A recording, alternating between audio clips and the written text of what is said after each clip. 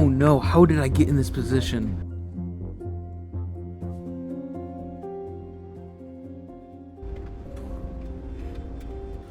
Alright, welcome back to game number 3 of the Winter Wonderland tournament. I played in Arkansas. My name is Justin. I'm the chess apprentice. And here we go. I am white in this position, in this game. Start off with d4. Let's just go ahead and go through the game here fairly quickly. Oh, I'm going to stop at 1 point here. So just doing this typical London opening here. And he's playing the King's Indian. It's a good opening against the London. So here, take. Now, this move took me 15 minutes to find. It should not have taken me this long. I should have known this because I am pretty sure I played this before. But I could not find it, could not see it, could not see the follow-ups, and even convince myself I'm going to lose a piece and I need to fight back. And try to fight back and try to regain my lost material. However, after 15 minutes, I finally found the move to stay alive. And that move is, do you see it? Bishop to g5. We'll explore this more in depth later. The game continues. Capture. Get my bishop out of the fork, so if he pushes, I can move my knight, and there's no fork threat. If you're looking at it, I guess I suppose I could have just moved my bishop here to block it, but I went here, and I'm pinning this pawn, so my follow-up move is what I want to do is move my queen down to g6, because then it's a check, and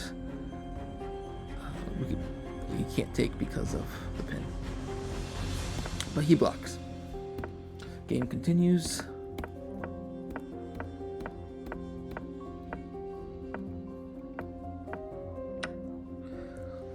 Trade here. So just notice here, my queen.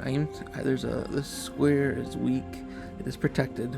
So if I can figure out a way to get that rook off the back rank, king would be in trouble.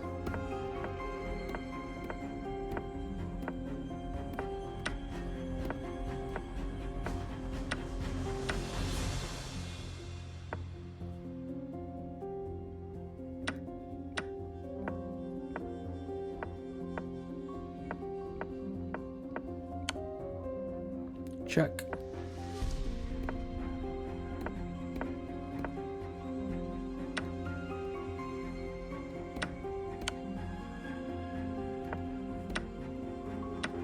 So this was a mistake by him. And actually, this is where we're going to end the game. He offered me a draw that I declined at around move 15, I think it was, 15 or 18. And at this point, we're both low in time. We don't have to notate, so we did continue for a little while. I know I did get this pawn later on. I think my queen was right here. Right here. I don't know. One of these two, but my knight was blocking the queen. He got me on a 3-peat. He would have. We agreed by a draw by mutual agreement. And guys, be very careful. This is my tip. Even when you're down on time pressure, to evaluate the board. Because he did, this is later on in the game, but his queen checked me. I touched my queen, and in rated games, touch move applies, so I would have had to move the queen if there was a legal square.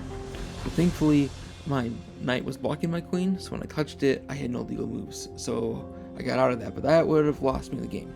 So just be aware of touch move when you're playing competitive chess.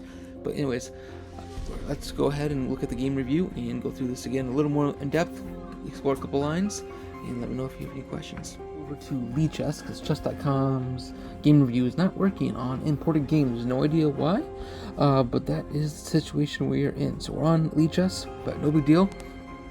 All I'm going to do in this game, instead of going through the game essentially a second time, I'm going to scroll down here and look for any blunders.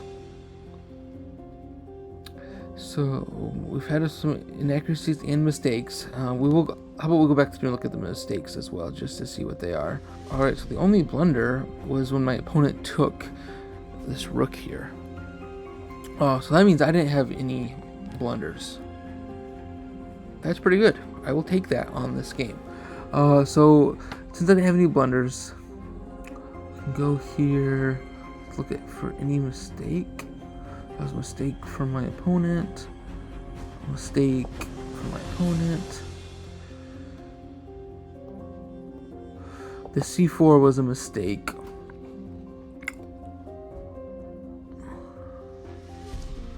So they want me to castle long. What do they say? Queen. Alright. Yeah, because... Oh, they said go to e4.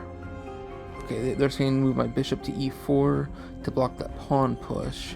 Because then I could have exposed some pretty big king weaknesses. If I wanted to, later. So, wow, I am kind of impressed. But hey, I had...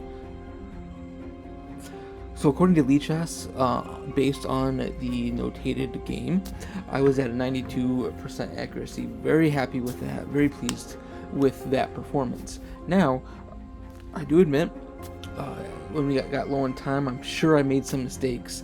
I should have swapped queens, so I'm sure the accuracy would have gone down. But in the 43 moves that we have notated, very happy with my performance in this game. But hey, let's go ahead and flip over to the two spots in the game I wanted to explore a little further.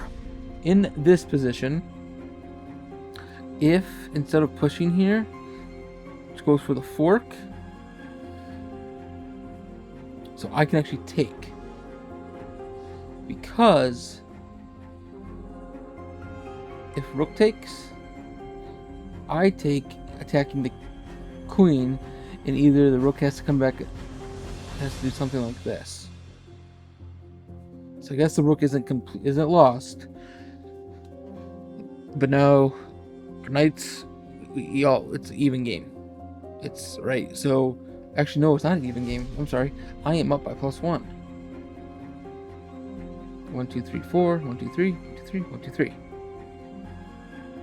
So that is why you don't push there.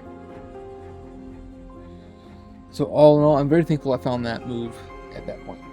So from here, evaluation bar says we are even. Take. If queen goes here, let me see what the evaluation bar says once it's done loading.